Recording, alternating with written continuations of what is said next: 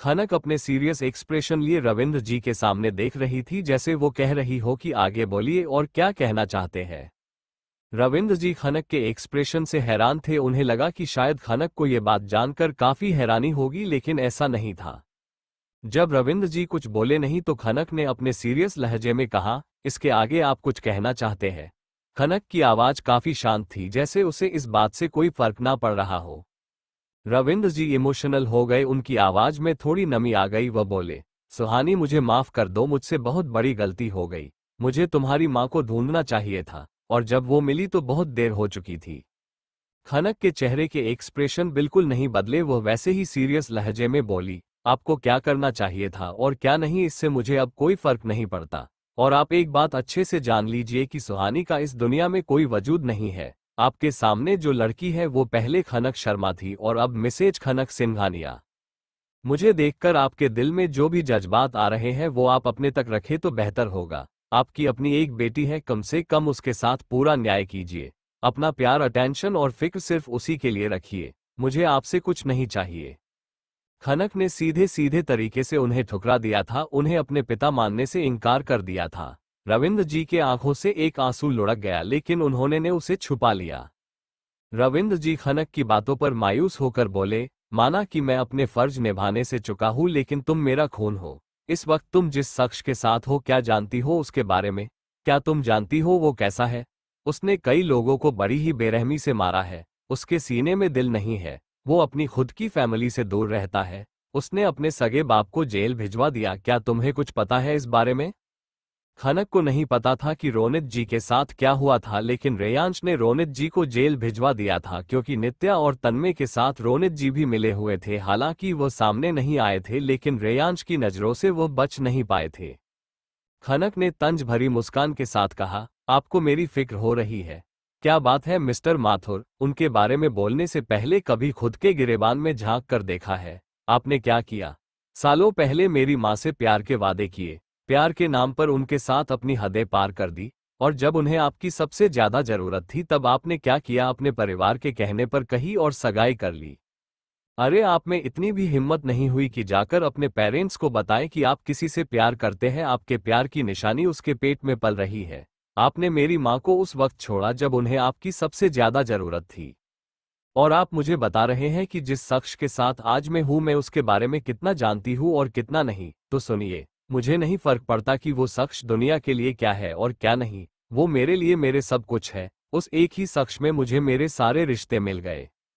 पति है वो मेरे, और उन्होंने ने शादी के वक्त लिए वो सातों वचन बखूबी निभाए हैं। अब मेरी बारी है। हर बार वो किसी को हम दोनों के बीच में आने नहीं देते थे, इस बार मैं किसी को आने नहीं दूंगी, आपको भी नहीं। कहते हुए खनक अपना चेहरे को फेर लेती है। जब वो आगे की तरफ देखती है तो उसकी नजरें रेयांश से मिलती है। खनक को रविंद्र जी के साथ अकेले बैठे देखकर रेयांश का चेहरा कोल्ड हो गया था। उसका दिल जैसे धड़कना भूल गया हो। उसने खनक के एक्सप्रेशन को देखा तो उसका दिल और जोर से धड़कने लगा। वो मन ही मन सोच रहा था कि क्या रविंद्र जी ने खनक को अपने बारे में बताया होगा? खनक उनके बारे में कितना जानती है और कितना नहीं?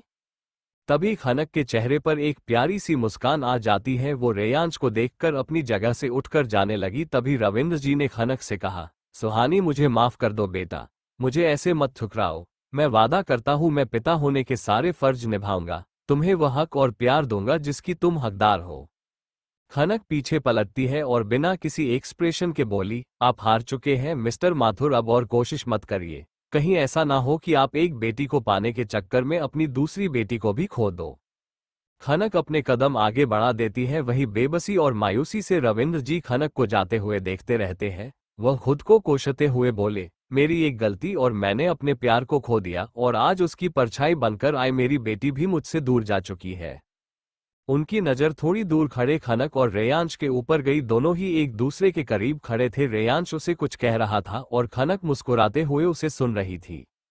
उन्हें अपने और अवंतिका जी के दिन याद आ गए। कभी वो भी ऐसे ही थे साथ में, लेकिन आज सब कुछ बदल चुका था। फंक्शन खत्म हो चुका था और सभी गेस्ट जा चुके थे। घर के सभी लोग अब आराम करने के लिए अपने अपने कमरे में जा चुके थे। खनक अपने कमरे में आकर अपनी कुछ जरूरी चीजें समेट रही थी। तभी रेयांश उससे जिद करते हुए बोला, अब एक रात के लिए अलग जाने की जरूरत क्या है जान, प्लीज मत जाओ ना, मुझे अच्छा नहीं लग रहा, कल तुम शादी के मंडप में नहीं पहुंची तो, तुम मुझे छोड़कर चली गई तो। खनक ने एक लंबी सांस ली और रेयांश के सामने आकर बैठ गई। उसने रेयांश के गाल पर अपना छोटा सा हाथ बहुत प्यार से रखा और बोली, सॉरी, मुझे पता है पहले मुझसे बहुत सारी गलतियां हुई है। मैंने कभी अपनी बेवकूफी में तो कभी दूसरों की बातों में आकर आपका दिल दुखाया है, लेकिन ये हर बार हो जरूरी नहीं। मुझ पर यकीन रखिए, मैं आपकी हूं और हमेशा आपकी रहूंगी। जब तक आप नहीं चाहेंगे आपको छोड़कर कहीं नहीं जाऊंगी, चाहे कुछ भी हो जाए। इस बार उसे खनक की आंखों के एक अलग ही चमक देखी थी जो उसे खनक के ऊपर यकीन करने के लिए मजबूर कर रही थी। खनक उसे इतना सोचते हुए देखकर फिर से बोली, ठीक है, आप नहीं चाहते कि मैं इस कमरे से जाऊं तो नहीं जाऊंगी, मैं आपको इस तरह परेशान और बेचैन नहीं देख सकती। रेयांश अपने दिल को समझाता है और ना चाहत हुए भी बोला, बस कुछ घंटों की बात है, मैं दूर रह लूंगा तुमसे, लेकिन बस कुछ घंटे, उसके बाद मैं तुम्हें अपने से दूर कहीं नहीं जाने दूंगा। वादा करो कि कल के बाद तुम मुझे कभी छोड़कर नहीं जाओगी। खनक के चेहरे पर हल्की सी मुस्कान आ जाती है। वो अपना हाथ रेयांश के हाथ में देते हुए बोली, वादा, और अभी भी मैं आपसे दूर नहीं जा रही हूँ, बस आपके पास अपनी मर्जी से हमेशा हमेशा के लिए लौटना चाहती हूँ। पिछली बार की तरह कोई मजबूरी और कोई जबरदस्ती नहीं, मेरी मर्जी और आपका प्यार। खनक और रेयांश अपनी पिछली यादों में खोए हुए थे। उनकी पहली मुलाकात से लेकर शादी और उनकी लाइफ में आए कई तरह के उतार चढ़ाव, इस बीच दोनों ने एक दूसरे के साथ अच्छा टाइम भी बिताया था, लेकिन कहीं ना कहीं दोनों ही उलझे हुए थे। अब कोई उलझने नहीं थी, सब कुछ क्लियर और साफ साफ था, लेकिन अभी भी एक उलझन थी जो रेयांश के दिल में डर तो नहीं लेकिन थोड़ी बेचैनी बढ़ा रही थी। रेयांश ने खनक को अपने करीब खींचा और उसे अपनी बाहों में भर लिया। उसने अपने होठ हल्के से उसके माथे पर रख दिए और एक लाइट किस की। खनक की आंखें हल्की सी बंद हो गई। थोड़ी देर दोनों ऐसे ही बैठे रहे, फिर खनक रेयांश से धीरे से अलग हुई और बोली, मैं चलती हूँ, आप भी सो जाएगा। कहते हुए खनक अपनी जगह से उठी और जाने लगी। खनक जैसे जैसे बाहर जाने के लिए कदम बढ़ा रही थी, रेयांश के दिल की धड़कनें बढ़ रही थी। खनक जा चुकी थी और वह बिस्तर पर लेट गया, लेकिन एक साइड की खाली जगह देखकर वह उठकर बैठ गया। उसकी बेचैनी उसे चैन से सोने नहीं दे रही थी। वो कमरे से बाहर निकल गया। वही दूसरी तरफ खनक रिया, मोनिका और स्वीटी के कमरे में जा रही थी। वो लोग साथ में रहने वाले थे, लेकिन उनके कमरे के पहले ही रविंद्र जी और हेजल जी का कमरा था और रविंद्र जी इस वक्त कमरे के बाहर कॉरिडोर में खड़े थे। जैसे उन्होंने खनक को आता हुआ देखा तो उन्हें लगा शायद वो उनसे ही मिलने आए हैं। वो अपनी उम्मीद भरी नजरों से खनक को देखने लगे, लेकिन खनक इग्नोर करके आगे बढ़ गई। तभी रविंद्र जी ने इमोशनल होकर खनक को पुकारा, सुहानी। खनक अपनी ही जगह पर खड़ी हो गई। फिर वह आगे बढ़ गई, लेकिन फिर से उसे आवाज आई, सुहानी। खनक पलटकर वापस आई और रविंद्र जी के सामने खड़ी हो गई। वह अपने सख्त एक्सप्रेशन लिए अपने सख्त लहजे से बोली, मेरा नाम खनक है और अगर आपको ये नाम राश नहीं आता तो आप मुझे मिसेज सिंघानिया कहकर भी पुकार सकते हैं मिस्टर माथुर। रविंद्र जी खनक के ऐसे व्यवहार से अपना लहजा सख्त करते हुए बोले, बस करो, मैं तुम्हारा बाप हूं, तुम मुझसे इस लहजे में बात नहीं कर सकती हो सुहानी। खनक ने एक कड़वी मुस्कान के साथ कहा, लेकिन मैं सुहानी नहीं हूं, ना ही आपकी बेटी। आपको मुझसे प्यार नहीं है, आप बस मेरे पति से जितना चाहते हैं क्योंकि उन्होंने ने आपको मुझसे दूर रहने के लिए कहा है ना। रविंद्र जी अपनी आंखें बड़ी करते हुए हैरानी से बोले, सुहानी। खनक अपना हाथ दिखाकर रोकते हुए बोली, इनफ इज इनफ, मुझे आगे कुछ नहीं सुनना। क्या मुझे नहीं पता कि मेरे पति की बेचैनी और परेशानी की वजह आप हो? मुझे अच्छे से पता है, तो बंद कीजिए अपना ये ड्रामा क्योंकि आप हार चुके हैं। ये कहते हुए खनक वहां से चली जाती है, जहां रेयांश अपनी बेचैनी में खनक के पीछे चला आया था। वो खनक और रविंद्र जी की कन्वर्सेशन सुन लेता है। उसके चेहरे पर तिरछी मुस्कान थी। वो अपने कदम रविंद्र जी की तरफ बढ़ा देता है। अब तक उनकी नजर भी रेयांश के ऊपर पड़ चुकी। रेयांश अपनी नजरें फेर लेता है और जाती हुई खनक को देखने लगता है। उसके दिल में सुकून उतर आया था ये जानकर कि खनक को सब कुछ पता है और वह उसके साथ है। जिंदगी में एक डर उसने पाल रखा था, वो था कि कहीं खनक उससे दूर ना चली जाए, किसी दिन वो उससे नफरत ना करने लग जाए। लेकिन आज उसकी बातों से उसे पूरा यकीन हो गया कि खनक सिर्फ उसकी है। रेयांश के चेहरे की मुस्कान देखकर सचमुच रविंद्र जी को लगा कि वह हार गए हैं। फ्लैशबैक। शादी की डेट फिक्स होने के बाद हेजल जी और रविंद्र जी दिल्ली सिंघानिया विला आ चुके थे, जो कि मेहंदी के अगले दिन ही आए थी और उसी दिन रविंद्र जी ने खनक को देखा था। उन्होंने ने खनक को पहली नजर में ही पहचान लिया था कि यह सुहानी है। उन्हें यह भी पता चल गया कि उसकी शादी रेयांश के साथ हो चुकी है। गार्डन में मेहंदी का फंक्शन स्टार्ट हो चुका था। रेयांश अपनी कॉन्फ्रेंस मीटिंग खत्म करके गार्डन एरिया की तरफ आ रहा था।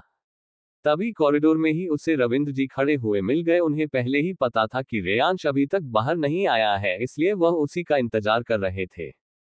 उन्होंने ने जैसे ही रेयांश को देखा वह तुरंत ही बोले, मिस्टर सिंघानिया। ये सुनते ही रेयांश के चलते हुए कदम रुक गए तो रविंद्र जी उसके पास जाकर बोले, मुझे आपसे बहुत जरूरी बात करनी थी, आपकी बीवी के बारे में। यह सुनकर रेयांश का चेहरा सख्त हो गया। वह अपनी कोल्ड वॉइस में बहुत ही कॉन्फिडेंस के साथ कहा, मैं जानता हूं मिस्टर माथुर कि आपको मेरी बीवी के बारे में क्या बात करनी है। इस वक्त आप मेरे घर में खड़े हैं तो मुझे पता ही होगा कि आपका बीता हुआ कल मेरी बीवी के बीते हुए कल से जुड़ा हुआ है।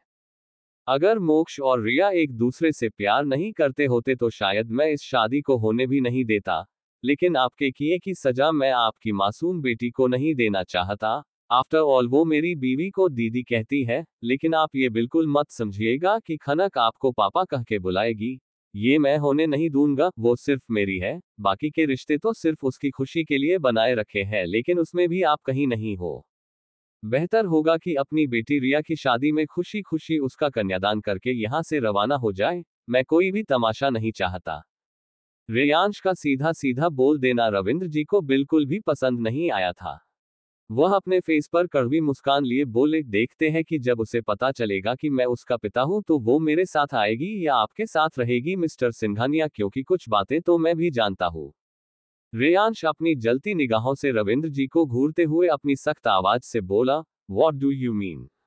रविंद्र जी वैसे ही लहजे में बोले, यही कि आपने उसे ब्लैकमेल किया था, मजबूर किया था, यहां तक कि एक बार वो आपको छोड़कर भाग भी गई थी। आपको पूरा यकीन है मिस्टर सिंघानिया कि वो अभी भी आपके साथ रहना चाहती है। अब तक उसकी मजबूरी थी कि उसका कोई साथ देने वाला नहीं था, लेकिन इस बार मैं उसके साथ हूं और वो आपसे आजाद होकर चली आएगी। बस एक बार मैं उससे मेरे किए की माफी मांगूंगा, वो मुझे जरूर माफ कर देगी। आखिरकार वो मेरा खून है। रेयांश का खून खौल जाता है। इन सब बातों से कहीं ना कहीं उसे इनसिक्योरिटी हो रही थी। इन सब से उसे खनक पर भरोसा तो था कि वह उसे छोड़कर नहीं जाएगी, लेकिन क्या पता कहीं रविंद्र जी सच हुए और वह इमोशनल होकर चली गई तो। उसने अपने इमोशन को कंट्रोल किया और एक डेविल स्माइल के साथ बोला, वो मेरी बीवी है और चाहकर भी मुझे छोड़कर नहीं जा सकती। रही बात आपकी बेटी की, तो सुहानी का कोई वजूद नहीं है इस दुनिया में। आगे उसने रविंद्र जी कोई बात नहीं सुनी और वहां से चला गया। फ्लैशबैक एंड रविंद्र जी झुंझला जाते हैं। वह रेयांश को अपनी झुरखलाती हुई आवाज में बोले, तुमने मेरी बेटी को छीन लिया मुझसे। वो तुम्हारे साथ नहीं रहना चाहती, लेकिन वो मुझसे नाराज है इसलिए ऐसा बोल रही है। रेयांश के चेहरे पर डेविल स्माइल थी। वह अपनी नजरें रविंद्र जी की तरफ घुमाता है और हंसते हुए बोला, सीरियसली इतना सुनने के बाद आपको लगता है कि वो मेरे साथ नहीं रहना चाहती। पहले मुझे भी यही लगता था, लेकिन अब मुझे भरोसा हो गया कि वो मेरे साथ ही रहेगी। You lost badly. Ravindra ji के पास कहने के लिए कुछ नहीं था। वह पलटकर अपने कमरे में चले गए। वहीं रेयांश को खनक से मिलना था, लेकिन खनक अब तक जा चुका थी। रेयांश वापस अपने कमरे में लौट गया। उसे पूरे कमरे में खनक की खुशबू आ रही थी। आज उसे नींद तो जरा भी नहीं आने वाली थी। उसकी दो वजह थी, एक तो खुशी और दूसरी खनक उसके करीब नहीं थी। उसने अपना मोबाइल लिया और खनक को एक मैसेज भेज दिया। वहीं दूसरी तरफ खनक कमरे में रिया के साथ सोई हुई थी। जैसे ही उसके फोन की नोटिफिकेशन की रिंग बजी, खनक ने अपना फोन उठाकर मैसेज खोलकर देखा तो रेयांश ने एक किसिंग इमोजी भेजी थी। खनक के चेहरे पर शर्म वाले एक्सप्रेशन आ गए और ये देखकर रिया की आंखें चमक गई। वह खनक को छेड़ते हुए बोली, ओहो दीदी, क्या बात है, एक रात की भी दूरी बर्दाश्त नहीं होती है जीजू से। खनक अपना फोन छुपाते हुए बोली, किसी का मैसेज नहीं पढ़ते, बैड मैनर्स। रिया अपनी गर्दन ऊपर करके देखने लगी, लेकिन खनक ब्लैंकेट अपने चेहरे तक कंबल ढक लेती है और फोन को साइलेंट करके वह रेयांश के भेजे मैसेज को देखने लगी।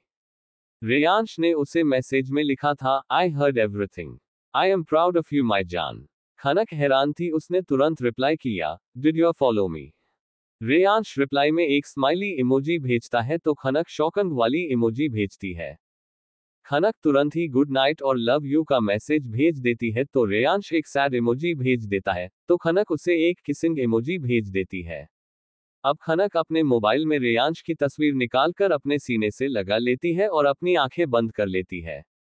वहीं दूसरी तरफ रेयांश भी अपने मोबाइल में खनक की तस्वीर निकालकर उसे एक नजर देखने के बाद अपने सीने से लगाकर आंखें बंद कर लेता है। सिंघानिया विला के दूसरे हिस्से में डॉक्टर समीर और उनकी पत्नी के साथ रेयांश भी मौजूद था।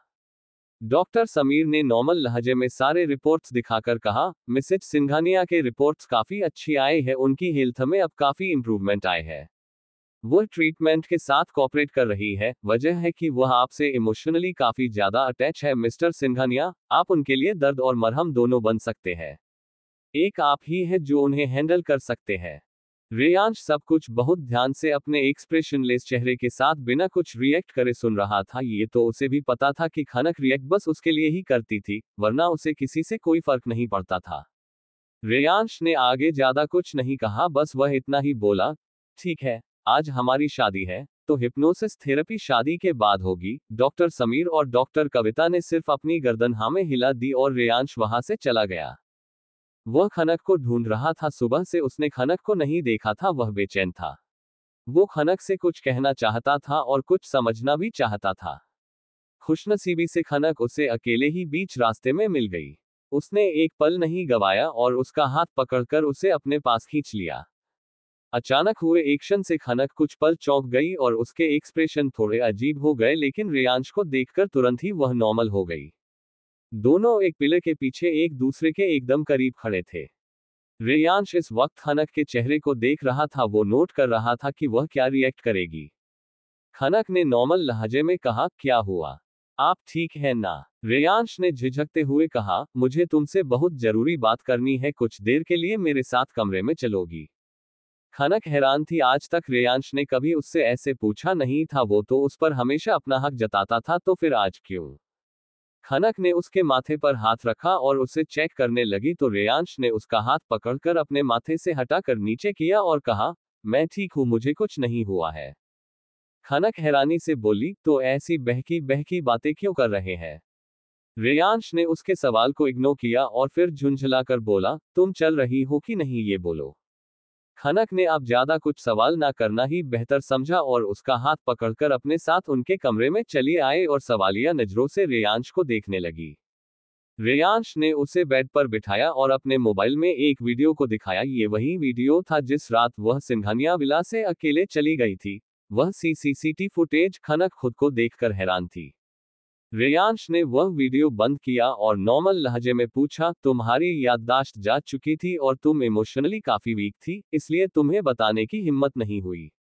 जब तुम्हारी याददाश्त वापस लौटी तब भी तुम्हें बताने के बारे में सोचा था, लेकिन तुम्हारे फादर की प्रॉब्लम बीच में आ गई। वह बार बार मुझे ये बोलते रहे हैं that you are his daughter, और जिस दिन तुम्हें पता चला इस बारे में तुम उनके साथ चली जाओगी। इन सब में इतना उलझा हुआ था कि तुम्हें कुछ बता ही नहीं पाया। लेकिन आज हमारी शादी है और मैं नहीं चाहता कि अब हमारे बीच कोई भी सीक्रेट रहे।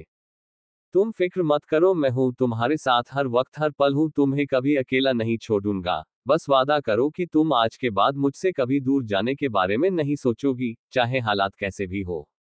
खनक की आंखों में आंसू थे, वह जान चुकी थी कि उसकी मेंटली हालत किस कदर खराब थी। पहले वह दो लोगों को लेकर जी रही थी, एक खनक और एक सुहानी। उसे इतना तो पता था कि कभी कभी उसका बिहेवियर अचानक बदल जाता था, लेकिन उसे यह नहीं पता था कि वह इतनी खतरनाक दूसरों के लिए भी हो सकती थी। खनक ने रोते हुए कहा, इतना कुछ जानने के बाद भी आपने मुझे अपने साथ क्यों रखा? आपने मुझे किसी पागलखाने में क्यों नहीं छोड़ दिया? क्या आपको कभी यह डर नहीं लगा कि मैं आपके लिए या फिर आपके अपनों के लिए कभी खतरा हो सकती हूँ? रेयांश ने उसके आंसू पोंछे और उसे समझाते हुए कहा, तुम मेरे लिए बिल्कुल भी खतरा नहीं हो, और मेरे अपनों में सबसे पहले तुम आती हो, तो ये ख्याल अपने दिमाग में मत लाना। रही बात तुम्हें मेंटल असाइलम भेजने की, तो वो मैं कभी नहीं होने देता। ये सब सिर्फ इसलिए बता रहा हूं कि यह तुम्हारे ट्रीटमेंट का एक हिस्सा है। तुम्हारा ये जानना जरूरी था कि तुम्हें क्या हुआ है, तो तुम खुद को रिकवर करने में हेल्प कर सको। अपने मन में किसी भी तरह का बोझ मत रखना, बस इतना याद रखना दैट आई लव यू। खनक रेयांश के हाथ को पकड़कर सिसकते हुए बोली, क्या आप मुझसे अभी भी प्यार करते हैं? रेयांश उसके हाथ पर अपना दूसरा हाथ रखकर बोला, मैंने पहले भी कहा था, मेरे प्यार में कोई कंडीशन अप्लाई नहीं होती। आई लव यू चाहे सिचुएशन कैसी भी हो। ये कहते हुए रेयांश ने खनक को अपने सीने से लगा लिया। खनक सुबकते हुए बोली, I love you too and I am sorry. आपको कभी समझने की कोशिश ही नहीं कि मैं कितनी बेवकूफ थी। रेयांश ने उसे अपने से थोड़ा अलग किया और हल्का सा मुस्कुराकर कहा, नहीं तुम बेवकूफ नहीं हो, यू आर सो स्मार्ट। तुम्हें खुद भी अंदाजा नहीं है कि तुम अपना दिमाग कितना चलाती हो। खनक के चेहरे पर एक प्यारी सी मुस्कान आ गई। उसने हंसते हुए कहा, हर मर्द को अपनी बीवी बेवकूफ लगती है और आप मुझे स्मार्ट बोल रहे हैं। रेयांश को आज उसे सब कुछ बताना था, पर ऐसे कि खनक इन बातों को दिल पर ना ले। उसने ऐसे ही हंसते हुए कहा, अब सिंघानिया विला की सिक्योरिटी सिस्टम के साथ छेड़छाड़ करना, इतनी बारीकी से प्लान करना किसी स्मार्ट इंसान का काम ही हो सकता है। ये कहते हुए उसने खनक के फोन को ओपन किया और उसकी गैलरी को खोलकर उसमें ली हुए एक एक तस्वीर को दिखाता है। दिखने में ये तस्वीरें नॉर्मल लग रही थी, लेकिन यह नॉर्मल तस्वीरें नहीं थी। पूरे विला की तस्वीरें थी, हर एक एंगल से, जो सिर्फ एक नॉर्मल सेल्फी और रेयांश की अलग एंगल की तस्वीरें लग रही थी। खनक हैरान थी। वह हैरानी से रेयांश की तरफ देखने लगी तो रेयांश भी हंसते हुए उसे देख रहा था। सिंघानिया विला की सिक्योरिटी सिस्टम के साथ छेड़छाड़ करने की सजा क्या थी, वह खनक अच्छे से समझ रही थी, लेकिन खनक ने जो किया था उससे रेयांश को कोई फर्क नहीं पड़ा था। उसने खनक को इसके लिए ब्लेम नहीं किया। गार्डन में बहुत ही खूबसूरती से 4 मंडप सजे थे। 3 जोड़े अपनी नई जिंदगी में प्रवेश करने वाले थे और एक जोड़ा ऐसा था जो अपने पिछले हुए सारे गीले शिकवे और तकलीफों को भूलकर फिर से एक दूसरे के होने जा रहे थे।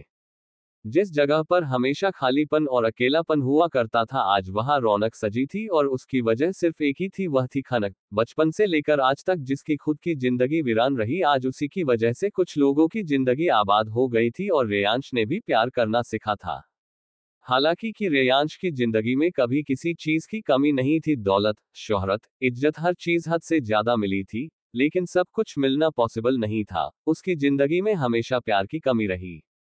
माँ के खो देने के बाद पिता से, माँ का तो दूर, कभी पिता का प्यार भी नहीं मिला।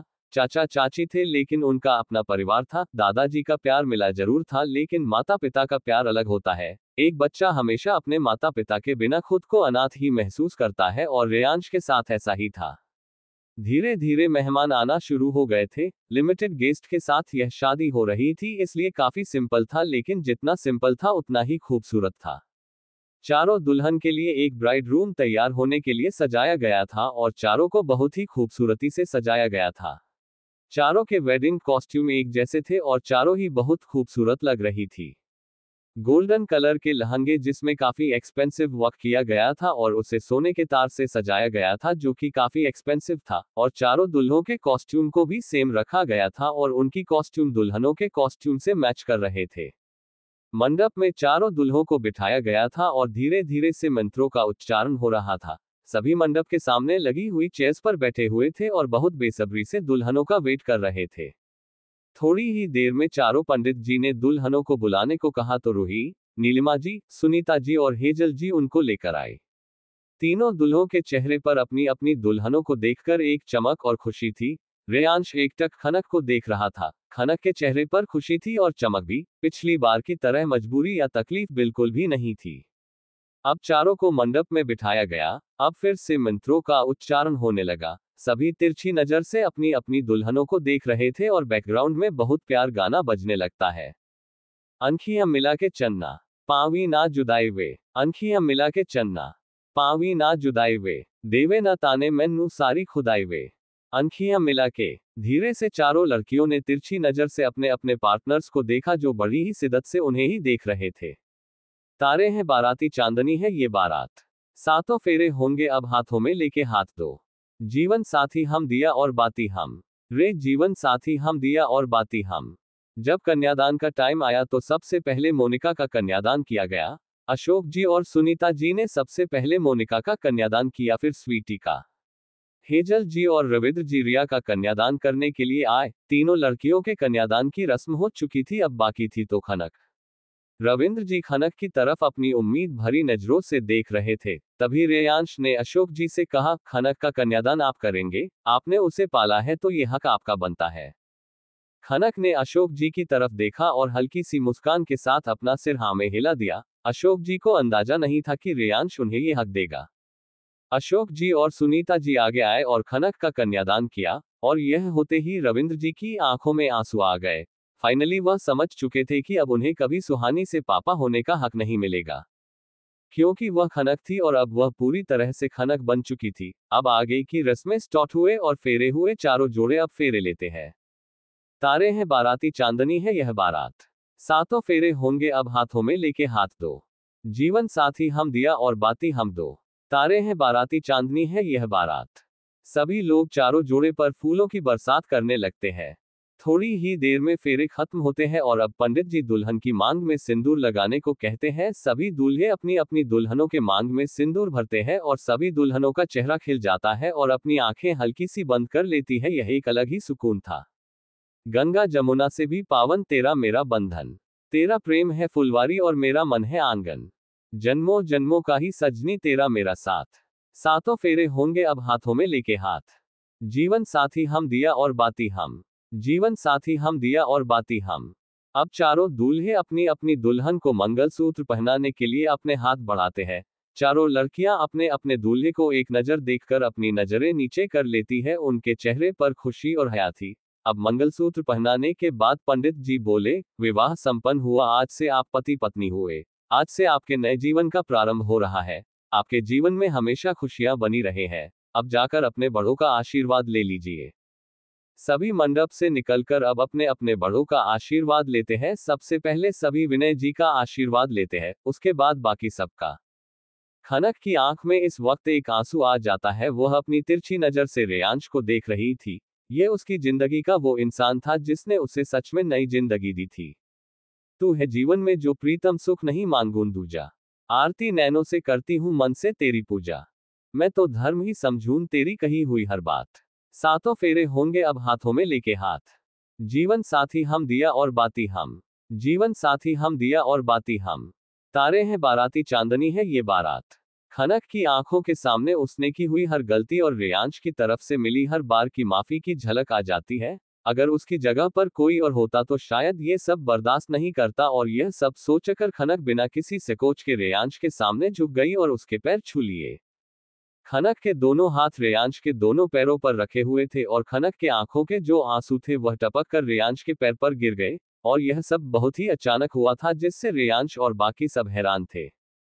रेयांश ने तुरंत ही खनक की बाजुओं को पकड़कर उठाया और उसे अपने सामने खड़ा कर दिया। आज वह पहली बार इमोशनल होकर बोला, तुमने मुझे अपने पूरे दिल से अपनाया, यही मेरे लिए बहुत है। तुम्हारी जगह मेरे कदमों में नहीं, मेरे साथ मेरे बराबर है। और यह सुनकर खनक की आंखों से लगातार आंसू बह निकले और ये देखकर रेयांश ने बिना सबकी परवाह किए खनक को अपनी बाहों में समा लिया। बाकी सब उन्हें इमोशनल होकर देख रहे थे।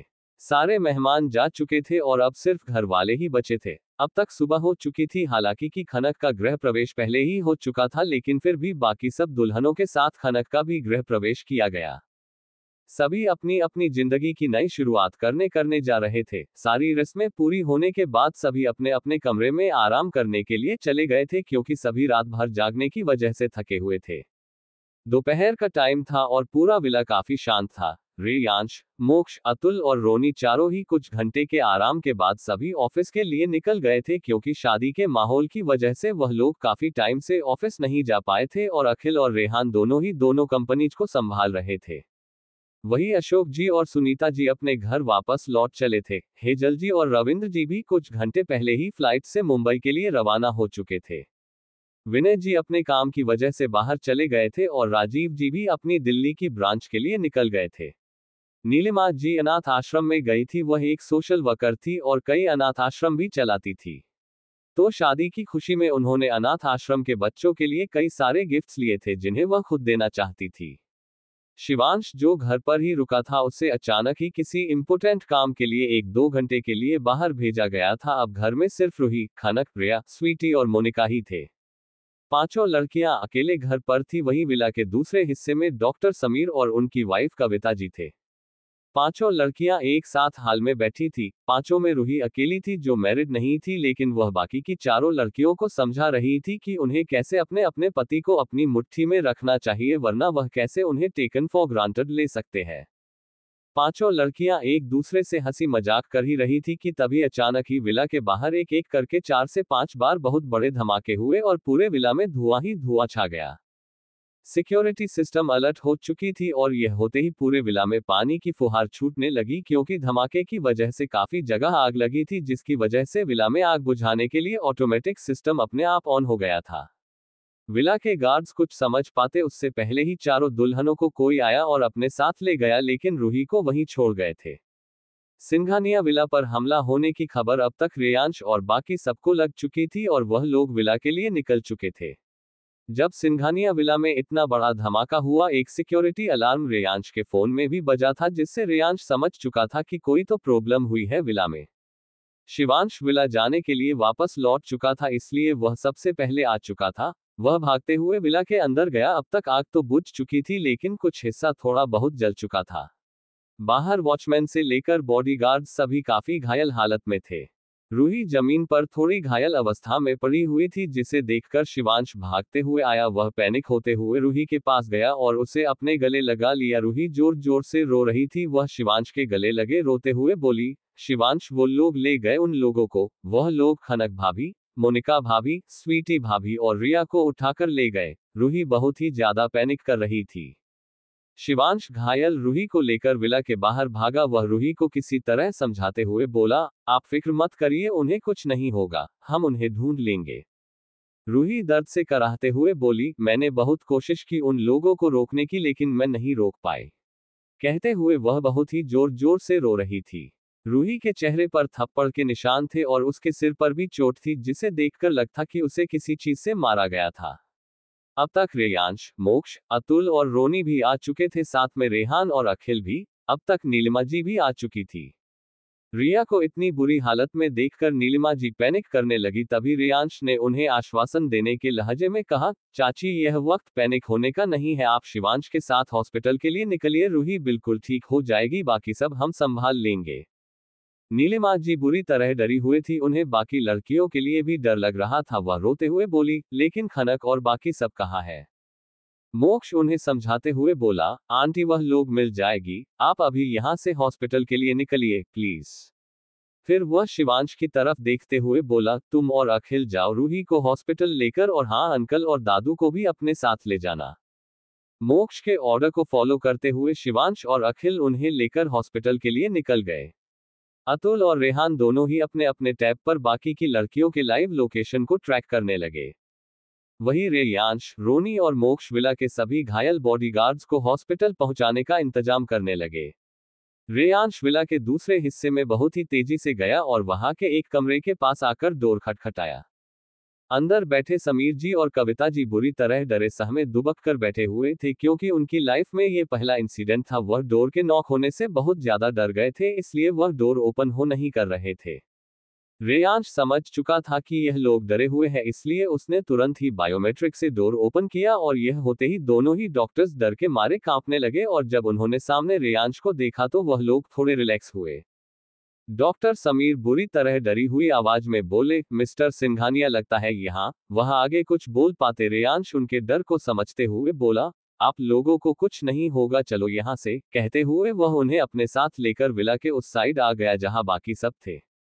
रेयांश ने रेहान से कहा, रेहान तुम इनको लेकर हमारे फार्म हाउस चले जाओ और हाँ रूही के ट्रीटमेंट के बाद सभी को वहीं एक साथ रखना। रेहान थोड़ी चिंता भरी आवाज में बोला, लेकिन भाई वो सभी ठीक तो होंगी ना, और यह सब किसने किया है? रेयांश उसे अश्योर करते हुए बोला, तुम फिक्र मत करो, किसी को कुछ नहीं होगा, तुम जाओ इन लोगों लेकर। अब तक रेयांश के बहुत ही सारे कमांडो टाइप के बॉडीगार्ड्स आ चुके थे। यह उसके स्पेशल कमांडो फोर्स थी जो तभी आती थी जब कोई बड़ी इमरजेंसी हो, जैसे कि आज विला पर हुआ अटैक। अतुल अब तक लोकेशन निकाल चुका था और वह रेयांश से बोला, बॉस लोकेशन मिल चुका है, आप एक बार देखिए। दूसरी तरफ शहर के बाहर के एरिया में एक सुनसान कॉटेज जो ज्यादा बड़ा नहीं था, उसके अंदर खनक, रिया, मोनिका और स्वीटी को एक ही कमरे में बंद किया हुआ था। पूरे एरिया में यह एक ही कॉटेज था और चारों तरफ जंगल ही जंगल, दूर दूर तक कोई घर का नाम और निशान नहीं था। जब रेयांश को वह लोकेशन दिखती है तो उसका एक्सप्रेशन लेस फेस एकदम से काला पड़ जाता है और उसके चेहरे पर बेहद गुस्से के भाव झलक आते हैं। और सेम एक्सप्रेशन मोक्ष, रोनी और अतुल के भी थे क्योंकि शायद ये लोग जान चुके थे कि यह कौन है। चारों ने एक दूसरे की तरफ देखा और फिर रोनी ने अपनी सख्त और गुस्से भरी आवाज में कहा, लगता है कोई लौट के आया है फिर से बर्बाद होने के लिए, पिछली बार का सबक भूले नहीं है ये लोग। रोनी की गुस्से भरी आवाज को सुनकर रेयांश दहाड़ते हुए बोला, इस बार बर्बाद नहीं, इस बार जान से जाएंगे, गलती कर दी इन लोगों को जिंदा छोड़कर। चारों अब एक कार में बड़े ही एटीट्यूड के साथ बैठते हैं। अतुल ड्राइविंग कर रहा था, साथ में रोनी और पीछे मोक्ष और रेयांश। अतुल ने कार को बहुत ही तेजी से भागा दी और उनके आसपास बॉडीगार्ड से भरी कार का काफिला निकल पड़ा। वहीं दूसरी तरफ उस कॉटेज में खनक, रिया, मोनिका और स्वीटी अभी भी बेहोश ही थी, उन्हें अभी तक होश नहीं आया था। तभी एक लड़की और एक लड़का जिनकी उम्र तकरीबन 25 की थी वह अंदर आते हैं और चारों जो कि जमीन पर बेहोश पड़ी थी उन्हें देखकर एक दूसरे की तरफ देखते हैं। वह लड़की बेचैन होकर बोली, ये होश में कब आएगी? ऐसा क्या सूंघा दिया जो अभी तक होश में नहीं आ रही है? वह लड़का बेफिक्री से बोला, रिलैक्स एलिना, वह होश में आ जाएंगी, तुम इतना बेचैन क्यों हो रही हो? ये लड़की एलिना थी। वह सामने वाले लड़के को इतना बेफिक्र देखकर गुस्से में बोली, इन चारों में से कोई एक रेयांश की बीवी है, जब तक यह उठेगी नहीं कैसे पता चलेगा? उसने भी तो उसके चेहरे को पूरी तरह से छुपाकर रखा था, सभी जगह देख चुकी हूँ, सभी में लड़की का फेस ब्लर आ रहा था, अब इनमें से कौन है क्या पता चलेगा? वह लड़का बहुत ही बेफिक्री से बोला, तुम्हें उस लड़की को जान से ही मारना है, ना तो चारों को मार देते हैं, किस्सा ही खत्म, क्या फर्क पड़ता है? वह लड़की चिल्लाते हुए बोली, डेविड अपना दिमाग मत चलाया करो, मरेगी तो चारों ही, लेकिन मैं उस लड़की को अपने हाथों से तड़पा तड़पा कर मारना चाहती हूँ जिसने मेरे रेयांश को मुझसे छीना है। एलिना की बात पर डेविड एक गन उठाकर मोनिका की तरफ पॉइंट करते हुए बोला, क्या ये हो सकती है? डेविड के ये करने पर एलिना जल्दी से डेविड के हाथों से गन को झटकते हुए गुस्से में बोली, असूम करना बंद करो डेविड, इसमें से कोई भी अभी मरनी नहीं चाहिए, क्योंकि पहले मैं जानना चाहती हूँ इसमें से मिसेज सिंघानिया कौन है। दोनों एक दूसरे के साथ बातें कर ही रहे थे कि तभी अचानक ही मोनिका को होश आने लगता है और यह होते ही डेविड जल्दी से उसके पास जाता है और अपने एक घुटने को मोड़कर थोड़ा सा झुककर देखने लगता है। मोनिका कसमसाते हुए उठती है तो सामने एक अनजान आदमी को देखकर डर जाती है। ऑलरेडी हादसे की वजह से वह पहले ही काफी डर गई थी और खुद को अनजान जगह पर देखकर और डर जाती है। वह डरते हुए बोली, कौन हो तुम लोग और हमें यहाँ लेकर क्यों आए हो? डेविड मोनिका की डरी हुई आवाज को सुनकर अपने चेहरे पर शैतानी मुस्कान लिए बोला, स्वीटहार्ट, यहाँ सवाल पूछने का हक सिर्फ हमें है, तो जल्दी से बताओ तुम में से मिसेज सिंघानिया कौन है? मोनिका डेविड के सवाल से कंफ्यूज थी, वह अपनी आंखों में आंसू लिए डेविड की तरफ देख रही थी कि तभी स्वीटी, रिया और खनक को भी होश आ जाता है। चारों को होश में आया देखकर एलिना अपनी आंखों में चमक लिए चारों के सामने खड़ी हो जाती है और अपनी सख्त आवाज में बोली, ओह, तो चारों महारानियां उठ गई, तो अब ये बताओ कि तुम में से मिसेज सिंघानिया कौन है? एलिना अपने दांत पीसते हुए ये बोल रही थी। ये सुनकर चारों ही सोच में पड़ गई कि आखिर ये लोग हैं कौन। खनक को अंदाजा हो गया था कि यह लोग उसे ही ढूंढ रहे थे। वह बोलने ही वाली थी कि तभी स्वीटी जल्दी से बोली, पहले तुम बताओ कि तुम कौन हो और हम क्यों बताएं कि हम में से कौन मिसेज सिंघानिया है। स्वीटी यह सब बेधड़क बोल रही थी। एलिना स्वीटी का जबड़ा पकड़कर धमकी देने के लहजे में बोली, बहुत जुबान चल रही है तेरी, लगता है मरने की बहुत जल्दी है तुझे, फिक्र मत कर, मौत तो तुझे भी आएगी, लेकिन अगर तू ही मिसेज सिंघानिया निकली तो कसम से बहुत ही भयानक मौत मिलेगी तुझे। स्वीटी एलिना की धमकी से सिहर गई। एलिना ने स्वीटी के जबड़े को झटक दिया तो स्वीटी का फेस दूसरी तरफ हो गया। एलिना ने अपनी गन बारी बारी चारों की तरफ की और अपने सख्त लहजे में बोली, चलो जल्दी से बताओ तुम में से रेयांश की बीवी कौन है? रूही को पहले ही काफी डरी हुई थी, मोनिका ने उसे अपने आप से चिपका रखा था और स्वीटी भी डर के मारे अब खनक से चिपकी हुई थी। वहीं दूसरी तरफ रोनी की कार उस जंगल की तरफ आ चुकी थी और वह लोग अंदर की तरफ आ रहे थे। रोनी फिक्र भरे लहजे में बोला, मेरी स्वीटी बहुत डर गई होगी, वैसे तो उसका मुंह कभी बंद नहीं होता, लेकिन वह है बड़ी डरपोक। अतुल भी अपने फिक्र भरे लहजे में बोला, अरे यार साली साहिबा, अपना मुंह तो चला लेती है, लेकिन मेरी मोनिका तो कुछ बोल भी नहीं पाती, वो तो स्वीटी से भी ज्यादा डरपोक है। मोक्ष का भी कुछ यही हाल था, वह भी रिया को याद करते हुए बोला, अरे सबसे ज्यादा डरपोक तो मेरी रिया है, छोटी छोटी बातों में डर जाती है, मुझे उसकी बहुत चिंता हो रही है। रेयांश तीनों की बातें सुन रहा था लेकिन वह चुपचाप था, वह बार बार अपने मोबाइल की तरफ देख रहा था। जैसे ही वह लोग उन लोगों के करीब आए उसने अपनी घड़ी का एक बटन प्रेस किया। ये बटन प्रेस होते ही खनक के गले में अचानक ही हल्का सा वाइब्रेशन हुआ और अब वह स्वीटी को मोनिका के पास बिठाकर एलिना के सामने खड़ी हो गई। वह एलिना से बिना डरे बोली, मैं हूं मिसेज सिंघानिया, इन तीनों को जाने दो, तुम मुझे मारना चाहती हो ना, इनसे तुम्हारी कोई दुश्मनी नहीं है। खनक को एक नजर देखने के बाद एलिना के चेहरे पर जलन भरे भाव आ जाते हैं।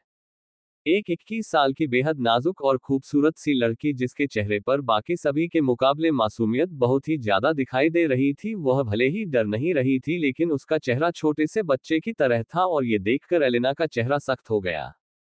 एलिना ने इस वक्त ब्लैक कलर का स्किन टाइट पेंट और व्हाइट कलर की स्लीवलेस टी शर्ट पहनी थी और ऊपर ब्लैक कलर का जैकेट, चेहरे पर काफी सारा मेकअप था, स्मोकी आइस और रेड लिपस्टिक किए हुए था जिसका चेहरा खूबसूरती से ज्यादा एक इविल ऑरा दे रहा था। दिखने में ही लग रहा था कि वह एक खुदगर्ज और काफी घमंडी टाइप की लड़की होगी और ऐसा ही था। एलिना काफी सेल्फिश और घमंडी टाइप की थी, उससे लगता था कि उसके जैसा दुनिया में कोई नहीं है। लेकिन अगले पल उसके चेहरे पर एक शातिर मुस्कान आ जाती है और बहुत ही एटीट्यूड से बोली, तो तुम हो रेयांश की बीवी। फिर वह जोर जोर से हंसने लगी और अपनी हंसी कंट्रोल करते हुए बोली, मतलब सीरियसली रेयांश को इसमें क्या दिखा? एक मामूली सी लड़की, ये तो क्वीन बनने के लायक बिल्कुल भी नहीं है। डेविड जिसकी नजर अभी भी मोनिका पर थी, एलिना की बात सुनकर तुरंत ही खनक की तरफ देखने लगता है। जब वह खनक को देखता है तो उसकी सादगी और उसके मासूम चेहरे पर एक मिनट के लिए उसका दिल धड़क जाता है। खनक बिना भाव के एलिना के सामने खड़ी थी और एलिना अब बिना वक्त गवाए अपना हाथ उठाकर गुस्से में थप्पड़ मारने वाली थी कि तभी डेविड एलिना का हाथ पकड़ लेता है। वह खनक को अपनी इंटेंस नजरों से देखते हुए अपनी बहन से बोला, नो एलिना, अभी नहीं।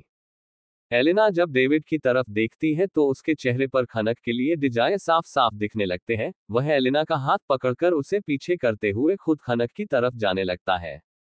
वही रिया, मोनिका और स्वीटी डेविड को उसके तरफ जाते हुए देखकर घबरा गई और डेविड को रोकने के लिए तीनों ही खड़ी होकर डेविड को पकड़ने की कोशिश करते हुए बोली, नहीं रुक जाओ। वह तीनों डेविड को पकड़ पाती उससे पहले ही एलिना ने तीनों को पकड़कर जमीन पर फेंक दिया। एलिना एक काफी अच्छी फाइटर थी, ये लड़कियां उसके सामने लड़ने में सक्षम नहीं थी। वही बाहर एलिना और डेविड के गार्ड्स पूरे कॉटेज को घेरे हुए थे ताकि अंदर कोई ना आ सके। डेविड अपने कदम बढ़ाकर खनक की तरफ जा रहा था जिसे देखकर तीनों ही लड़कियां फर्श पर पड़े कराहते हुए रो रही थी और बेबसी से चिल्ला रही थी, रुक जाओ। डेविड को खनक की तरफ बढ़ते देखकर एलिना अपने दांत पीसते हुए डेविड से बोली, डेविड क्या कर रहे हो तुम? इसे मैं मारूंगी। डेविड एलिना की बात को बीच में काटते हुए खनक की तरफ गंदी नजर से देखते हुए अपनी गंदी हंसी के साथ बोला, इससे बदतर मौत इसे क्या मिलेगी? डेविड के इरादों को समझकर एलिना के एक्सप्रेशन चेंज हो जाते हैं और अब वह एक डेविल स्माइल के साथ खनक को देखने लगी। खनक डेविड के इरादों को भांप गई थी। जैसे ही डेविड उसे पकड़ने वाला था, खनक ठीक सामने दिख रहे डोर की तरफ भागी। वह भागते हुए वह दरवाजा खोलकर अंदर गई और दरवाजे को बंद करने ही वाली थी कि तब तक डेविड ने दरवाजे को पकड़ लिया और खोलने के लिए धक्का देने लगा। खनक ने अपना पूरा जोर लगा दिया लेकिन डेविड ने दरवाजे को जोर से धक्का दे दिया जिससे खनक पीछे की तरफ पीठ के बल गिरी और यह होते ही डेविड ने बिना एक पल गवाए तुरंत ही अंदर जाकर दरवाजा बंद कर दिया। और यह होते ही रिया, मोनिका और स्वीटी बहुत जोर जोर से चीखने लगी, छोड़ दो उसे, वरना तुम्हारे लिए अच्छा नहीं होगा, जाने दो।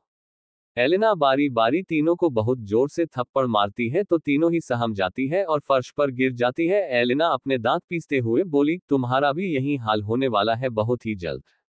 तभी बाहर बहुत सारी गोलियां और ब्लास्ट की आवाज आने लगी। एलिना ने तीनों के सामने अपनी गन पॉइंट कर दी। तभी अंदर 4 आदमी आए और एलिना को इन्फॉर्म करते हुए हड़बड़ी में बोले, मैडम, वो लोग बहुत बड़ी तादाद में आए हैं, हम उनके सामने जीत नहीं पाएंगे। वह चारों बुरी तरह घायल थे। एलिना गुस्से में चारों पर चिल्लाते हुए बोली, तुम सब के सब किसी काम के नहीं हो। फिर वह अपना फोन उठाकर किसी को कॉल करने ही वाली थी कि उससे पहले ही अंदर रेयांश, मोक्ष, अतुल और रोनी अंदर आ चुके थे। उन चारों को देखकर एलिना ने तीनों लड़कियों की तरफ गन पॉइंट कर दी और अपने चेहरे पर डेविल स्माइल लिए बोली, आगे मत बढ़ना, तुम सबकी जान मेरे पास है, कोई भी आगे आया तो इनकी खोपड़ी उड़ा दूंगी। अब तक वह 4 आदमी भी घायल हालत में भी अपने हाथ में गन लिए तीनों लड़कियों पर तानकर खड़े थे और तीनों लड़कियां बहुत ही डर चुकी थी और रो रही थी। रेयांश खनक को वहां ना देखकर बेचैन हो उठा। उसने अपने सख्त लहजे में कहा, एलिना, तुम्हारी दुश्मनी मुझसे है, इन सब को छोड़ दो। एलेना शैतानी मुस्कान के साथ बोली, दुश्मनी नहीं बेबी, मुझे तो प्यार है लेकिन तुमने हर बार दुश्मनी ही निभाई, लेकिन मुझसे ये बर्दाश्त नहीं हुआ कि तुमने शादी कर ली। क्यों किया ऐसा तुमने बोलो। मोक्ष। अतुल और रोनी की नजर अपनी अपनी बीवी पर थी, वही रेयांश का दिल धड़क रहा था कि उसकी खनक कहाँ है। उसने एलिना की तरफ नफरत भरी निगाहों से देखा और कहा, एलिना तुम किसी से प्यार नहीं कर सकती, तुम्हें मुझसे कोई प्यार व्यार नहीं है, जानता हूं मैं, अगर होता तो तुम मेरे दुश्मनों का साथ नहीं देती। मुझे पता है उस रात क्लब में मेरी ड्रिंक में तुमने ही वो स्लो ड्रग्स मिलाया था। एलिना गुस्से में बोली, हाँ क्योंकि तुम्हें पाना चाहती थी, तुम्हारे करीब आना चाहती थी, क्योंकि होश में तो तुम मेरे करीब कभी आते नहीं। रेयांश ने अपनी गर्दन नामे हिला दी और बेहद नफरत से बोला, नहीं तुम मुझे बदनाम करना चाहती थी, तुम मुझे बुरी तरह फंसाने वाली थी, जो प्यार करता है वो ऐसी हरकतें नहीं करता। एलिना रेयांश की नफरत को देखकर बुरी तरह पागल हो जाती है, वह गुस्से में आग बबूला हो जाती है, उसका ध्यान भटकने लगता है और ऐसा होते ही अतुल और मोक्ष धीरे से उसके पीछे जाकर उसे पकड़ लेते हैं और उसके हाथों से गन छीन लेते हैं। अब तक उस 4 आदमियों को भी उनके गार्ड्स ने पकड़ लिया था। अतुल और मोक्ष ने एलिना को पकड़कर गार्ड्स की तरफ फेंक दिया और वहां खड़े गार्ड्स ने उसे तुरंत ही पकड़ लिया। एलिना बहुत जोर जोर से हंस रही थी, वह एक पागल शाइको की तरह लग रही थी। उसे देखकर मोनिका, रिया और स्वीटी डर जाती है तो जल्दी से अतुल, मोक्ष और रोनी उसके पास जाकर उन्हें अपने सीने से लगा लेते हैं। वह तीनों डर के मारे कांप रही थी। एलिना शैतानों की तरह हंसते हुए बोली, तुम्हारी बीवी का हाल मेरे भाई ने अब तक बुरा कर दिया होगा, वो अब तक तुम्हारे लायक भी नहीं रही होगी मिस्टर रेयांश सिंघानिया। कहते हुए वह बहुत ही जोर जोर से हंस रही थी, जैसे कि उसने कोई बहुत बड़ी जंग जीत ली हो। मोनिका अतुल को दरवाजे की तरफ इशारा करके बोली, अतुल वहां खनक है, प्लीज वो उसे ले गया, हम उसे बचा नहीं पाए। कहते हुए वह जोर जोर से रोने लगी। रेयांश एलिना को अपनी नफरत भरी निगाहों से देखता है और उसके चेहरे पर बहुत ही खतरनाक स्माइल आ जाती है और ऐसा होते ही एलिना की हंसी गायब हो जाती है और वह हैरानी, कंफ्यूजन और डर के साथ रेयांश को देखने लगती है। वही मोनिका, मोक्ष, रिया, रोनी और स्वीटी भी बहुत ही हैरानी से उसे देखने लगे, लेकिन अतुल रेयांश को देखकर समझ गया था उसके चेहरे पर इस वक्त सिर्फ गुस्सा था, वह भी एलिना के लिए। एलिना आगे कुछ समझ पाती कि उससे पहले ही वह दरवाजा बुरी तरह से टूटकर बाहर की साइड गिरा और डेविड बुरी तरफ उछलकर बाहर गिरा। वह बुरी तरह घायल था, दिखने में लग रहा था कि उसे बहुत सारे लोगों ने मिलकर बहुत बुरी तरह पीटा हो। यह नजारा दिखने बहुत ही भयानक था, इसलिए रोनी ने स्वीटी की आंखों पर हाथ रखकर उसकी आंखें बंद कर ली और उसे अपने सीने से लगा लिया और सेम वैसे ही अतुल और मोक्ष ने मोनिका और रिया को अपने सीने से लगा लिया। तभी अंदर से खनक अपने हाथ में एक रोड लेकर बाहर आई। उसने रेड कलर की साड़ी पहनी हुई थी, जिसका पल्ला उसने अपनी कमर को क्रॉस करके दूसरी साइड कमर में टक किया हुआ था। उसके खुले बालों का जुड़ा बनाया हुआ था और कुछ लटे उसके चेहरे पर आ रही थी, उसके माथे पर पसीना था, लेकिन उसका ऑरा बेहद खतरनाक, जैसे उसके अंदर किसी आत्मा का प्रवेश हो। उसकी कत्थई आंखों में लाल नशे उभर आई थी और हमेशा से मासूम लगने वाला चेहरा आज बहुत ही खूंखार और खतरनाक लग रहा था। उसका बिहेवियर बिल्कुल भी नॉर्मल नहीं लग रहा था। वह अपने हाथ में रॉड को पकड़कर बहुत अजीब तरीके से चलते हुए डेविड की तरफ बढ़ रही थी और डेविड उसके सामने हाथ जोड़कर दर्द से कराहते हुए बोल रहा था, नहीं मुझे मत मारो, मुझसे गलती हो गई, मैं तुम्हारी तरफ तो क्या आज के बाद किसी भी लड़की की तरफ नहीं देखूंगा, जाने दो मुझे नहीं मरना है। ये सब देखकर दो लोगों को छोड़कर बाकी सब बुरी तरह हैरान और कुछ तो डरे हुए थे। एलिना के तो बुरी तरह से होश उड़े हुए थे। वही डेविड के बार बार चीखने और चिल्लाने पर खनक एक उंगली अपने होठों पर रखते हुए अपनी खतरनाक आंखों से डेविड को घूरते हुए बोली, शश मुझे शोर पसंद नहीं है, अंत्य निश्चित, अंत निश्चित है, और आज तुम्हारा अंत है। खनक की आवाज थोड़ी भारी और खतरनाक थी, और यह कहते हुए वह एक ही झटके में वह रोड उसके सीने के आर पार कर देती है, जिससे डेविड की दर्द भरी चीख पूरे कॉटेज में गूंज उठती है और यह होते ही वहां मौजूद सभी की आत्मा तक सिहर जाती है, क्योंकि यह नजारा काफी भयानक था। एलिना अपने भाई की इतनी बुरी मौत देखकर दर्द और डर से चीख उठी और उसकी चीख सुनकर खनक एक नजर एलिना पर डालते हुए अपनी गर्दन एक तरफ टेढ़ी कर अपने होठों पर एक उंगली रखे उसे चुप रहने का इशारा करती है। और एलिना ये देखकर बुरी तरह डर जाती है, वह तुरंत ही अपने मुंह पर हाथ रख लेती है। यही हाल बाकी सबका था। हालांकि उन लोगों में रिया, मोनिका और स्वीटी को छोड़कर सबने ऐसे नजारे पहले भी देखे थे, लेकिन यह नजारा ही बहुत अजीब और क्रीपी था। रेयांश के चेहरे पर इस वक्त कोई भाव नहीं थे, जैसे उसे पहले से पता था कि यह सब होगा। खनक की नजर अभी तक रेयांश पर नहीं गई थी। खनक तुरंत ही पीछे की तरफ खिसक गई और रोनी को सीधा लेटाकर उसके साथ रोड को अच्छे से सीधा रख दिया। पास में पड़ी खाली बोरी को लाकर उसने डेविड पर ढक दिया। और यह सब होते हुए बाकी सब अपनी आंखें फाड़े देख रहे थे। उन्हें कुछ भी समझ नहीं आ रहा था। वहां पर सन्नाटा छा गया था। खनक का ऑरा अभी बेहद खतरनाक था। किसी की भी हिम्मत उसके करीब जाने की नहीं थी। सभी अपनी आंखें फाड़े उसे ही देख रहे थे। तभी रेयांश अपने एक्सप्रेशन लेस फेस के साथ खनक की तरफ बढ़ा। तभी मोक्ष उसे रोकते हुए बोला, रेयांश रुक जाओ, शी कैन बी डेंजरस। पास मत जाओ उसके। रेयांश मोक्ष की बातों को इग्नोर करते हुए खनक की तरफ बढ़ रहा था। मोक्ष की आवाज पर खनक की नजर मोक्ष पर पड़ती है, फिर अपने तरफ आ रहे रेयांश की तरफ जाती है। रेयांश को अपनी तरफ आता हुआ देखकर वहां पड़ी एक गन उठाकर सामने की तरफ कर देती है, तो रेयांश रुक जाता है लेकिन फिर से उसकी तरफ बढ़ने लगता है। तभी खनक बंदूक की नली अपनी सिर पर रख लेती है और उसे रोकते हुए बोली, आगे मत बढ़ना वरना मैं गोली चला दूंगी, खुद को मार दूंगी। खनक की आवाज थोड़ी सी भारी और कर्कश भरी थी। और यह होते ही रेयांश अपनी जगह पर जम गया। उसके चेहरे पर डर की हल्की लकीर आ गई। वह पैनिक होते हुए खनक को समझाने के लहजे में बोला, मैं नहीं आ रहा, तुम अपनी गन नीचे करो। खनक अपनी गर्दन ना में हिलाते हुए बोली, नहीं, पहले आप पीछे जाए और मुझे यहां से जाने दीजिए। रेयांश उससे मना करते हुए बोला, नहीं, तुम नहीं जा सकती, तुम्हें वापस मेरे साथ आना होगा, come on, put the gun down.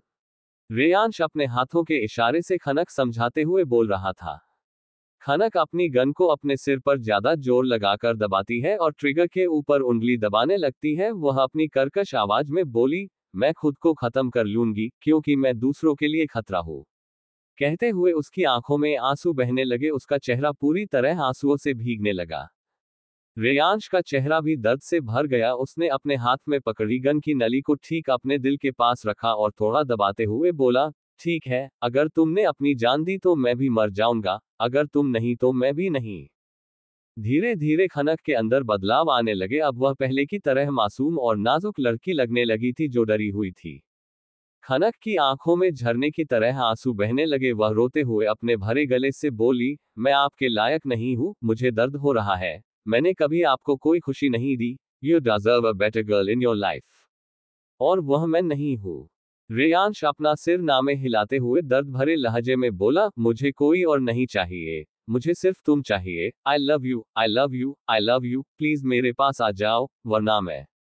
कहते हुए वह अपनी उंगली से ट्रिगर को दबाने लगा। मोक्ष उसे चीखते हुए बोला, नहीं नहीं, प्लीज रेयांश रुक जाओ, ऐसा मत करो। खनक अपनी गन नीचे कर देती है और दूर फेंक देती है। वह मना करते हुए बोली, नहीं, रुक जाए प्लीज, मैंने फेंक दी गन। कहते हुए वह अपने दोनों हाथों को आगे करते हुए दिखाने लगती है। दिखने में उसकी मेंटल हालत ठीक नहीं लग रही थी। खनक के गन फेंकते ही रेयांश बिना एक पल गवाए खनक की तरफ भागा और उसे अपने बाहों में समा लिया। उसका तेजी से धड़कता हुआ दिल खनक बहुत ही अच्छे से महसूस कर सकती थी। रेयांश ने उसे बहुत ही जोर से गले लगा लिया और छोटी सी खनक उसके मजबूर सीने में किसी बच्चे की तरह समा गई। रेयांश परेशानी भरे लहजे में बोला, तुम्हें अंदाजा भी है कि मुझे कैसा महसूस हो रहा था? मुझे लगा मेरी सांसें बंद हो जाएगी। मैंने तुम्हें समझाया था ना कि सब ठीक हो जाएगा, फिर क्यों किया ऐसा? खनक सिसकते हुए बोली, मुझे खुद से घिन आ रही है। मैंने पता नहीं कितने लोगों की जान ली है, फिर भी आप चाहते हैं कि मैं आपके साथ रहूं। रेयांश उसकी पीठ को सहलाते हुए बोला, अपने आप को गुनहगार मत कहो, तुम बहुत अच्छी हो, तुमने कुछ नहीं किया है, मैं तुम्हें सब समझा दूंगा। रेयांश ने उसे वीडियो दिखाई जरूर थी लेकिन सिर्फ वह फुटेज दिखाई थी जिसमें खनक के एक्सप्रेशन चेंज होते हुए नजर आ रहे थे। वह बेहद गुस्से भरे एक्सप्रेशन के साथ रास्ते पर चल रही थी और वह थोड़ी एबनॉर्मल लग रही थी। रेयांश ने उसे पूरा वीडियो नहीं दिखाया था। रेयांश खनक से हल्का सा अलग हुआ और उसे अपनी बाहों में उठा लिया। खनक भी रेयांश के गले में हाथ डालकर उसके सीने में अपना सिर छिपा लेती है।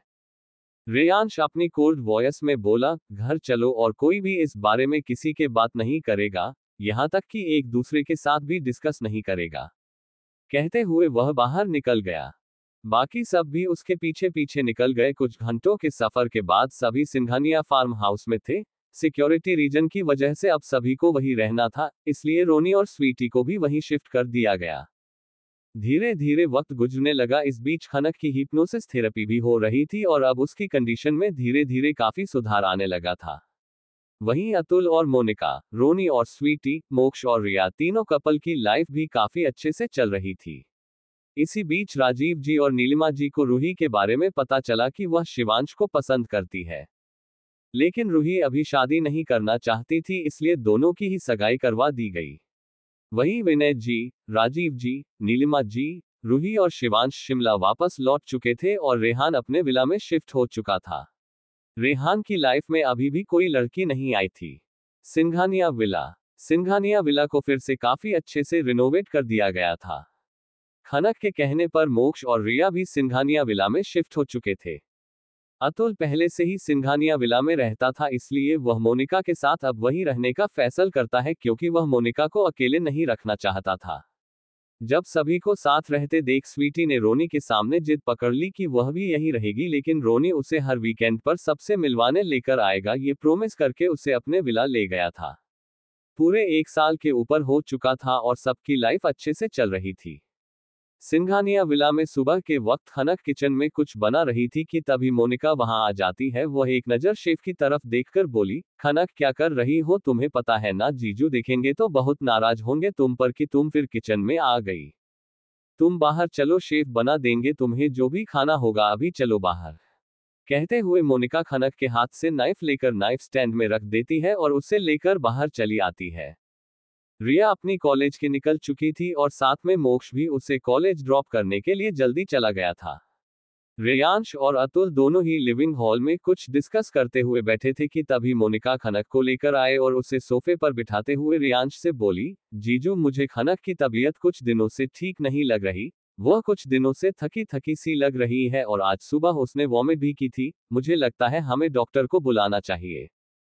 रेयांश खनक की तरफ देखता है तो खनक उसे मना करते हुए बोली, ऐसा कुछ नहीं है, आपको पता है कभी कभी मौसम चेंज होने का असर होता है मुझ पर, बस ऐसा ही कुछ होगा। रेयांश अतुल को डॉक्टर को बुलाने के लिए कहता है, फिर खनक के पास जाकर बैठ जाता है और बोला, ठीक है जो भी हो, हम एक बार डॉक्टर को दिखा देते हैं। खनक अपना मुंह बनते हुए बोली, मुझे अब कोई दवाई नहीं खानी, मैं सारी दवाई वॉशरूम में फ्लश कर दूंगी, थक गई हूं मैं दवाई खाते खाते। खनक ये सब रोनी सूरत लिए बोल रही थी।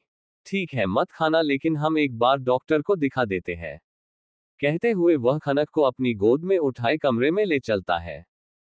थोड़ी ही देर में डॉक्टर आती है और खनक को चेक करती है। वह खनक की नाड़ी और धड़कने चेक करने के बाद खनक से कहती है, मिसेज सिंघानिया क्या आपके पीरियड्स मिस हुई है? खनक कंफ्यूज होते हुए बोली, हाँ लेकिन कभी कभी मुझे ये प्रॉब्लम हो जाती है। पर प्रॉब्लम क्या है डॉक्टर? डॉक्टर सभी को अंदर आने को बोलती है और अपने चेहरे पर हल्की मुस्कान लिए बोली, मिसेज सिंघानिया प्रेग्नेंट है, शी इज 5 वीक्स प्रेग्नेंट। खनक ये सुनकर हैरान रह गई, क्योंकि उसके प्रेग्नेंट होने के चांसेस बहुत कम थे। वहीं रेयांश के चेहरे पर बहुत ही ज्यादा खुशी छा गई। खनक का हाथ अपने आप ही उसके पेट पर चला गया। मोनिका और अतुल दोनों को कंग्रेचुलेट करते हैं। अतुल डॉक्टर को लेकर उन्हें बाहर छोड़ने के लिए चला जाता है। वहीं मोनिका खनक और रेयांश को अकेले प्राइवेट टाइम देने के लिए कमरे से बाहर चली जाती है। खनक की आंखों में हल्की नमी तैर जाती है। रेयांश उससे खुशी से हग कर लेता है। खनक अपनी धीमी आवाज में बोली, मुझे नहीं लगा था कि मैं आपको कभी पापा बनने की खुशी दे पाऊंगी। रेयांश खनक से थोड़ा सा अलग होते हुए उसके होठों पर लाइट किस करते हुए बोला, तुम हर बार खुद को छोटा महसूस करना बंद करो। डॉक्टर ने कहा था कि चांसेस कम है, यह नहीं कहा था कि तुम मां कभी नहीं बन सकती। और अब रोना बंद करो, मुझे तुम्हारे आंसू अच्छे नहीं लगते। कहते हुए वह खनक को हेडरेस्ट के सहारे बिठा देता है और खुद भी उसके साथ बैठ जाता है। खनक उसके कंधे पर अपना सिर रख देती है और दोनों ही अपनी आंखें बंद कर लेते हैं। तो दोस्तों इसके ही साथ कहानी का अंत होता है।